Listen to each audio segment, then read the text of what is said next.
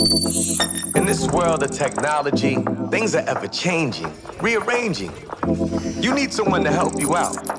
I know someone who can. Come and take a journey with me as we go through the land of technology. You'll never be alone. You'll be with Paul Amadeus Lane in the Tech Zone.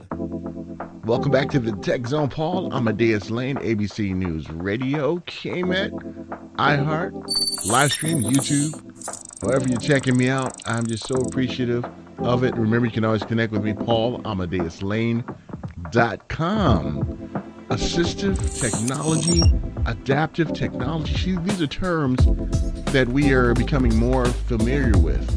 And this is something that has been a part of my life for over 26 years since I've been confined to a wheelchair and a member of the disabled community, being a C6 quadriplegic. And you know that this is a passion of mine, especially when it comes to gaming and other technologies out there. As a matter of fact, a couple of things that you see me in recently. Cheddar did a segment on making gaming inclusive for all. Was also in an article with the Hollywood News Reporter about gaming technologies, gaming adaptive equipment, things like that. So you know this is a passion of mine. But I want to introduce you to someone who is at the forefront of when it comes to these assistive and adaptive technologies. And he's going to be at a couple of conferences here. And I want to pick his brain and talk about just his passion for assistive and adaptive technology, especially in the gaming industry. And I'm so happy to have him join me right now, all the way from across the pond. And I'm so happy to have with me right now, I call him the Master Yoda when it comes to accessible gaming and assistive technology, especially for my community of the disabled. Ian Hamilton. Ian, what's going on, my friend? How are you? Hey, I'm very good. Thanks. Yourself? Doing fantastic. Thank you so much for asking. Ian is chatting with us from beautiful England. He'll be out here for a few weeks in the United States doing some of his great work that he always does and furthering the cause. And Ian, one day I hope to be on the Jedi Council. I just hope. So I'm going through my training and everything. So hopefully one day. All right, Ian. So, hey, let's talk about, man, you're going to be a busy person here within the next few weeks here in the United States, man. What are you going to be up to? It's 3 conferences back to back. So the first one is in Anaheim in LA, and that is CSUN, which is basically the accessibility industry's main event of the year. So it's a combination of an expo of all new developments in assistive technology and also a conference running alongside it as well. And that covers all industries, but with an emphasis on like websites and apps and that kind of thing. From there, I'm heading up to San Francisco for GAConf, which, as far as I'm aware, is the only conference that is solely on accessibility in games. And immediately after that, in San Francisco, is GDC, Game Developers Conference, which is the main event of the game developments calendar. So that's tens of thousands of game developers in town in San Francisco. So there's going to be accessibility content as part of that as well. Awesome. And you know what, Ian, what I wanted to do was really delve into GDC, because we know where we're at when it comes to gaming development, especially when it comes to accessible gaming. When you first started this journey of accessible gaming and making sure the gaming is accessible for all, what growth have you seen with GDC, with developers and them being more, I guess, amendable to being involved in really making sure gaming is inclusive for all? Well, it's been exponential, and it's one thing to kind of say like the progress of accessibility is exponential, because that's kind of based on gut feel, but with GDC it's actually quantifiable, because you can just look at the number of people that are coming to the talks. So like one year there would be like 15 people turning up to accessibility talks, the next year 30, the next year 60, so you can actually see like the interest doubling year on year. And it wasn't that long ago that there was a whole group of accessibility events that were run together. And one of the talks for that, they had one person attend, and it turned out that person had actually come into the wrong room for the wrong talk.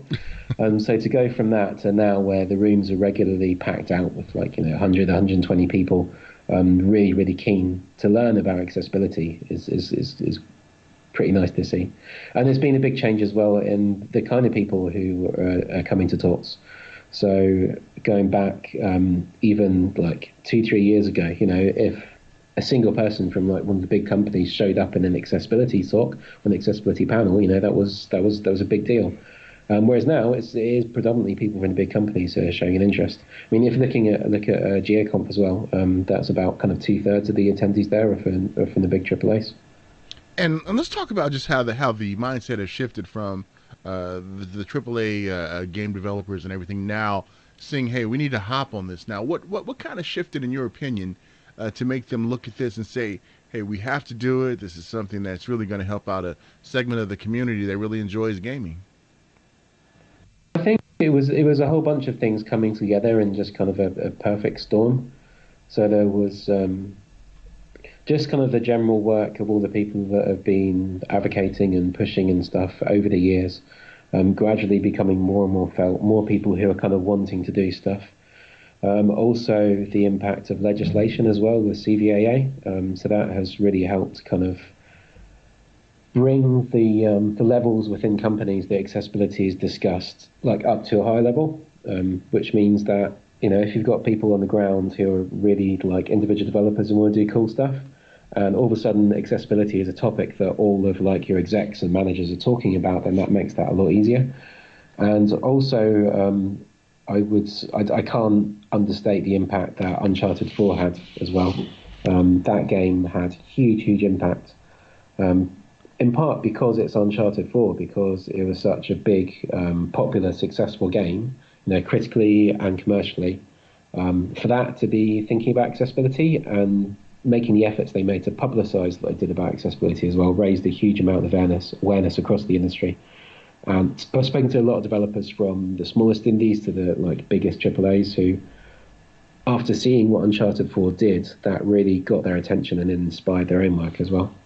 And one thing I like about it too, Ian, for a lot of us who follow you on social media, is that you have a real balanced approach when it comes to accessibility in gaming. But not only that, I mean, you call people to task too, and I think which is awesome. And one of the tweets that you put out recently talking about controls and everything, a complex game, not having complex controls, and for ones out there who are not part of the disabled community or part of the accessible gaming movement, what does that mean to them? Because they may not understand what that means, because they may just be a regular able-bodied gamer and see no challenge with it. Can you explain that for the masses, please? Yeah, imagine playing a game when you are holding a baby or holding a pint of beer. It's that simple, There's all kinds of reasons why people might not necessarily be able to operate 2 analog sticks and 16 buttons simultaneously. I think another easy way for people to relate to it would be to think about the movements that are happening towards cloud gaming at the moment, especially with the kind of the discussion has been about Xbox bringing out a console that's going to be streaming streaming games to a tablet. You're not going to be wanting to play a game on a tablet that requires 18 buttons and 2 virtual sticks at the same time. So there's a lot of developers now who are thinking about that kind of stuff. I think Forza were talking about it recently, about investigating simpler control schemes for taking into account these different ways of interacting that people are going to have. And I think that's an important point to make. It's not necessarily about disability. It's just about natural human variation in like our personal characteristics, our preferences, and just the different ways that we interact with things on day to day. And that's true. And I remember having a discussion with Sam Thompson over at PlayStation Sony Worldwide Studios about how even ones who are not disabled, how sometimes their dexterity may diminish over time. They may be a little slower. They can't fire as fast. They can't move their fingers as fast. So some of these different technologies is helping not only my community, of the disabled community, but also, like you said, if you're holding a beer, holding a baby, you want to make sure you're holding the more important things. And that beer, you can't drop that beer, right, Ian? Yeah, exactly. And like drinking and gaming is a common use case, right? Absolutely. But I think that with what Sam was talking about actually on going back to Uncharted 4 again, they actually had usage data on that. They had accessibility functionality in there for people who have got one hand, so you can play with one stick. If you look at the actual prevalence data, the number of people who actually have one hand is just under 1% of the population. But that feature was actually used by a third of Uncharted 4's players, millions and millions of people. And the most interesting one for me, I think, was hearing about, it was actually a Sony employee who he actually used all the assists sometimes, and at other times he didn't use them at all. He said basically if he is sitting down at the weekend and he's got a whole afternoon to like throw himself into like a challenge and everything, then he will turn all the assists off. On the other hand, if he has just got home from work at like 7 p.m. on a Wednesday afternoon, he's got like half an hour and he just wants to unwind for a bit before he has his dinner, then he'll turn the assists on and just have like a relaxing kind of time. So even within the same individual person, there's still like different circumstances in which different types of controls are working better for him. I love it. I love it. I love what you said, Ian, because that makes a lot of sense. Now, have there been any games out there? You know, I don't know if you want to name them or anything. I don't know if we want to put people on blast or games on blast, but have there been any newer games out there that have been created by AAA studios that you can tell that they just didn't prioritize accessibility features, and if they did, what do you think they missed the mark at? You know, without naming them, or maybe you can give an example. What happened in that case? And since we know that there's a big push out there when it comes to accessibility in gaming, there's a lot of consultants they can talk to, yourself, Josh, Steve, Cherry, myself, out there. What happened? Why did they drop the ball? Well, there's all kinds of reasons. It's just early. You know, there's a lot of companies who are coming to this for the first time. So it takes a while for people to kind of figure out and get things worked into their workflow. You know, if you're only starting to think about accessibility quite late in development, there's often very big constraints on what you can do. You know, like time constraints, budget constraints, technology constraints. I think the technology constraints one is important as well, because there's still a lot of people who are using technology that was developed at a time when they weren't thinking about accessibility. So that makes things like, for example, handling text-to-speech for interfaces, for example. That's something that needs to be tackled quite early in development of the tech that you're using. In terms of priorities, yeah, I mean, that's a standard thing with game development, is you start out with a list of hundreds of things that everyone in the team is passionate about, and they just get dropped one by one to try and meet the deadline. But again, that's the question of kind of maturity. So like the longer a company's been working on accessibility, the more they understand the need to be thinking about it earlier in development, in which case it's more difficult to drop things further down the line. So there's all kinds of different reasons why it can happen. But even though there are kind of, even though we're still a long way off basically of the point where any game at all is as accessible as it could or should be, we are at least making big steps in the right direction. So even in the past year, if I was to say a list of games like God of War, Assassin's Creed, FIFA, Madden, Red Dead Redemption, Spider-Man, that could just be a list of top games of the year. But that's actually a list of games that had put significant effort into accessibility. So I mean, even compared to 1 year, 2 years ago, that's a big step forward. Absolutely, you bring up a very, very good point when it comes to that. And what I'd like to do too is try to reach out to ones who are looking to be game developers as their choice of a career, especially the younger ones. And what I try to do is put a bug in their ear like, hey, accessibility, gaming, programming. Think about those things. Be trendsetters. And how important is it for us to educate the new generation of gaming developers so that this can be the norm, just as a curb cutout is a norm for an engineer who works in a city. They realize you have to have curb cutouts so people who are in wheelchairs people who have problems stepping down can use these things. How important is educating the new ones? It's essential. The current intake of students that are starting their studies now, by the time they finish and enter the industry, if you look at the difference between like 3 years ago and now, the difference between now and 3 years' time is going to be huge.